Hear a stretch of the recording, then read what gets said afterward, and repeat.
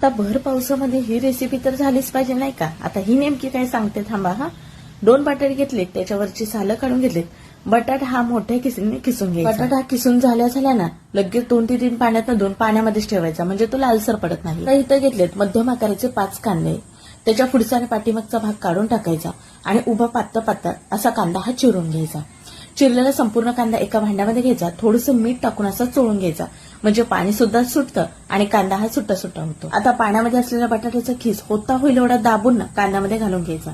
त्याच्याबरोबर 2 हिरवी मिरची, अर्धा चमच इतकं धना पावडर, अर्धा चमच लाल तिखट, थोडीशी हळद, चवीनुसार मीठ आणि 4 ते 5 चमचे इतके तांदळाचं पीठ, त्याचबरोबर 5 ते 6 इतकं बेसनचं पीठ घालायचं. थोडासा ओवा हातावरती चोळून घालायचा. जरा सुद्धा पाणी ह्याच्यामध्ये आपल्याला वापरायचं नाही. मिठाचं पाणी सुटलं का नाही त्याच्यातच पीठ मळून घ्यायचं आहे. पीठ जरा कमी वाटतं म्हणून 2 चमचे बेसनचं पीठ घालून पुन्हा छान असं हे पीठ मळून घेतलं. पोहे खायचे 2 ते 3 चमचे इतकं तेल गरम घालायचं. भरपूर अशी कोथिंबीर घालून पुन्हा हे पीठ मळून घ्यायचं. गरम तेलामध्ये ना अशी ओबडधोबड ही भजी सोडून द्यायची. बघा इथं आपली तयार झाली ही खेकडा भजी. मध्यम आचेवरती छान कुरकुरीत रंग छान येऊपर्यंत आपल्याला तळून घ्यायचं. जण कांदा भजी खाण्यासाठी गाड्यावर जातात, पण तुम्ही ही पद्धत वापरून घरी कांदा भजी करून बघा. अगदी छान कुरकुरीत आणि चविष्ट सुद्धा होतात बरं का. आता भजी म्हटलं की मिरच्या हे आलाच. थोड्याफार मिरच्या तळून त्याच्यावरती गरम असतानाच मीठ टाकून घेतलं. घेतलेल्या प्रमाणामध्ये ना अगदी 3 ते 4 लोकांना पुरेल इतकी छान कुरकुरीत कांदा भजी तयार होतात. नक्की एकदा करून बघा.